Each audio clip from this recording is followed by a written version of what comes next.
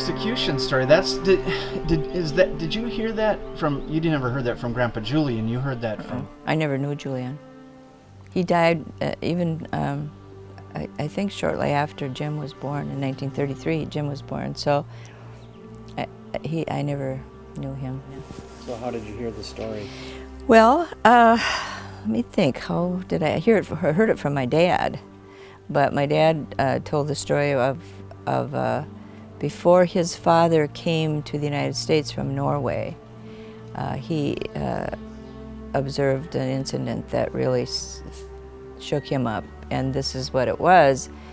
His dad and he were in the community near where they lived, and they had kind of a square where I guess a lot of communities, even today, have a place where people gather, and they were doing their shopping or doing their trading or whatever it was, and they found that there was a man who was to be executed.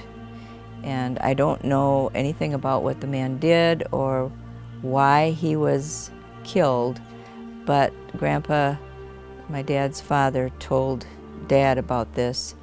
And what happened was they put him out in the square, in the middle of the square, and had an axe and chopped his head off.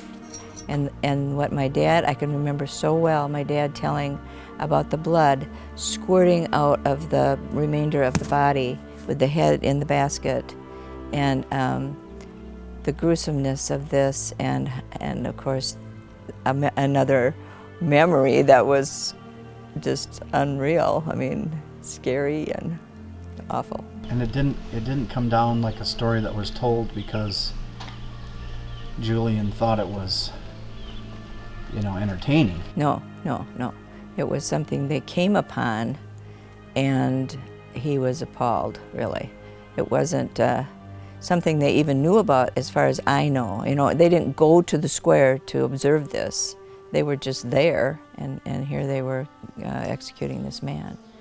And I don't know anything about what he had done, and I don't know for sure if my dad did or not. I thought he said that it was a criminal thing. Yeah, I'm sure it must have been, but I don't know much more than that about it. But the story lingers inside of you when you hear that when you're a child, or any time, I guess. But just to think of seeing something like that, and in today's world, there's so many people apparently who don't even think much about death, and they do these kinds of things. Kind of brings back that memory of, at that time, it was extremely upsetting to my father's father, Julian. And it sounds like it was very upsetting to Grandpa Matt. Yes, it was. So I remember him telling it.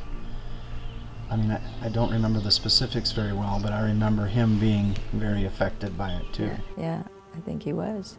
And of course, who wouldn't be, So anyway, that was one of those old-time stories that live with you forever, and apparently it's going to get carried on because you've got it in your mind too.